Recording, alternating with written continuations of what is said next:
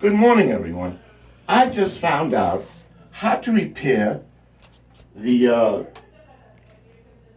Waterpik if this button is stuck in the in position without taking apart the unit that other videos on YouTube show taking it apart, cracking it open, 3 springs can pop out, working the plunger.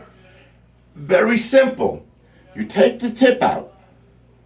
You go and you get your frying pan spray. In this case, it's Pam, because we have it. And you squirt maybe 2 or 3 times. And then take anything and tap. As the pan goes down, what it does is it'll hit the plunger that's stuck, that has 2 little O-rings on it. And as it pulls back, it'll pull the oil and lubricate the channel, and the button will pop out, as you can see, every single time, and we're done. 30 seconds.